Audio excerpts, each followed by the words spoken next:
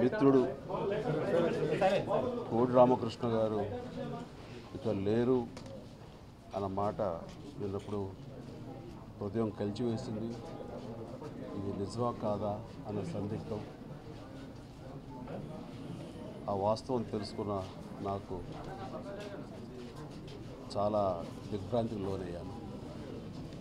మా ఇద్దరి పరిచయం ఈనాటిది కాదు.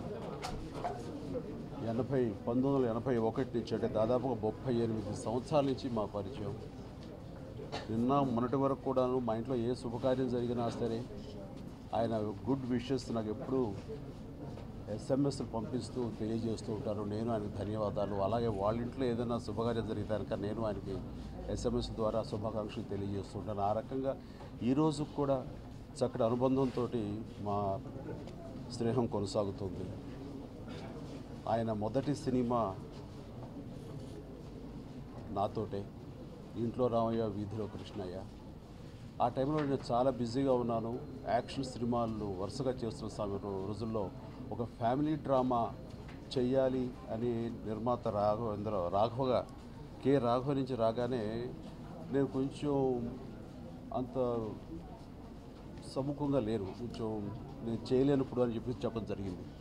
నేను చిరంజీవిని కన్విన్స్ చేసుకుంటాను, మాకు మీటింగ్ ఏర్పాటు చేయండి అని చెప్పేసి మా ఇంటికి కోడి రామకృష్ణ గారు రావటం ఏమిటి, ఆ కథ నెరేట్ చేయటం ఏంటి, ఆయన ప్రతి పాత్ర చాలా చక్కగా నటిస్తూ, చాలా అద్భుతంగా నటిస్తూ అండ్ బాగా ఇంప్రెస్ అయ్యాను. ఇంకా ఈ సినిమా వదులుకోకూడదు, చెయ్యాలి అని అప్పటికప్పుడే ఆయనతో చెప్పడం జరిగింది. ఆయన చాలా సంతోషించాడు. ఆ సినిమా నాకు ఒక అరుదైన రికార్డ్ని తీసుకొచ్చింది.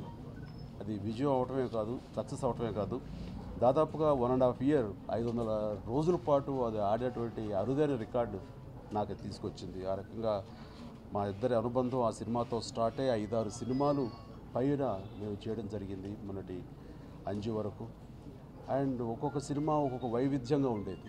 నాతోనే కాదు, ఆయన ఎవరితో సినిమాలు చేసినా సరే డిఫరెంట్ జోనర్ సినిమాలు చేస్తుండేవారు. యాక్షన్ సినిమాల దగ్గర నుంచి, ఇది గూఢాచారి #1, ఒక జేమ్స్ బాండ్ సినిమాల దగ్గర నుంచి, ఒక revolutionary films, family drama films, అలాగే ఒక గ్రాఫిక్స్ ఫిలిమ్స్, అలాగే దేవుడికి సంబంధించినటువంటి దైవానికి సంబంధించిన సినిమాలు, ఇట్లా 1-2 రకరకాల సినిమాలతోటి చేసి వావ్ అనిపించి, దాసరి నారాయణరావు గారి తర్వాత అంతటి అరుదైన రికార్డు అన్ని సినిమాలు డైరెక్ట్ చేసే మళ్ళీ అంతటి గొప్ప ఘనత ఎవరికి ఉంటుంది అని అనుకుంటే, ఆయనకి దరిదాపుల్లో నేను ఉన్నాను అంటూ రామకృష్ణ గారు 125 సినిమాలు పైబడి చేసి, వెరైటీ సినిమాలు చేసి ఆయన తన సత్తాను చాటుకుని దాసరి గారు గర్వించే శిష్యుల్లో ఒకరిగా ఉండడం అన్నది అదొక గొప్ప ఘనత. ఆయనకి ఎప్పుడు పని పని పని. తలకి ఆ రుమాలు కట్టిన దగ్గర, ఆ తుండు కట్టిన దగ్గర నుంచి అది తీసేంత వరకు పని తప్ప వేరే ధ్యాస ఉండదు. అంతటి కష్టపడే మనిషి, పని తప్ప వేరే ధ్యాస లేని డైరెక్టర్ కాబట్టి ఈ రోజున మనందరం గొప్పగా చెప్పుకుంటున్నాము. అండ్ నేను హిందీలో డెబ్యూ ఫిల్మ్ చేయాలి, హిందీలో ప్రవేశించాలి అని అనుకున్నప్పుడు నాకు ఏదైనా సినిమా తెలుగు నుంచి రీమేక్ చేస్తే బాగుంటుంది హిందీలో అని అనుకున్నాను. అలాంటి సమయంలో నాకు తోచిన సినిమా కోడి రామకృష్ణ గారి దర్శకత్వంలో వచ్చినటువంటి అంకుశం నాకు చాలా ఇష్టమైన cinema. Very powerful story and మేము చాలా ఇంట్రెస్టింగ్ కథనంతో కాంటెంపరీ ఫిలిం అది. అలాంటి సినిమా వచ్చాను. అదే ప్రతిబంధగా మేము హిందీలో చేయడం జరిగింది. నాకు ఆయన మంచి పేరు తీసుకొచ్చింది ఆ సినిమా. అట్లాగా కోడి రామకృష్ణ గారితో నాకు ప్రతి సినిమా ఒక నైస్ ఎక్స్పీరియన్స్. అలాగే ఆయన పర్సనల్గా కూడా నాతో షేర్ చేసుకునేవారు. ఆయన ఫస్ట్ ఇంకా పెళ్లి కాని యువకుడుగా ఉన్నప్పుడు ఆయన ఫస్ట్ లవ్ స్టోరీ ఎలాగా అంటూ మీ సలహాలు కావాలి, మీ సంప్రదింపులు కావాలి, మీ సపోర్ట్ కావాలంటూ తన లవ్ స్టోరీ నాకు చెప్పేవారు. పద్మ గారిని లవ్ చేస్తున్నప్పుడు ఆలయ శిఖరం.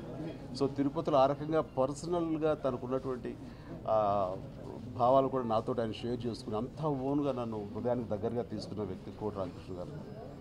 అండ్ కోడి రామకృష్ణ గారు ఎక్కడ ఏ ఫంక్షన్లు ఈ మధ్యకాలం చూసినా సరే తన కొంచెం నడక అది సరిగ్గా లేకుండా ఉన్న పరిస్థితిలో కూడాను ఆ మనోధైర్యం కానీ, ఆ కాన్ఫిడెన్స్ కానీ ఏమీ సడలేదు. ఎప్పుడు ఆయనకు ఉండే ఊతపదం సంపేద్దాం గురువుగారు అని ఆ మాట అన్నప్పుడు అలా చాలా బాధ అనిపిస్తుంది. అండ్ ఇంతటి ఆత్మీయులు, నాకు మనసుకు అతి దగ్గరైన వ్యక్తి కోటి రామకృష్ణ ఇక మనకి లేరు అనే వాస్తవాన్ని జీర్ణించుకుంటూ ఆయన ఆత్మకు శాంతి చేకూరాలని ఆ భగవంతుని ప్రార్థిస్తూ ఆయన కుటుంబ సభ్యులకు నా ప్రగాఢ సానుభూతిని తెలియజేస్తున్నాను. For more updates, please subscribe 99 TV Telugu.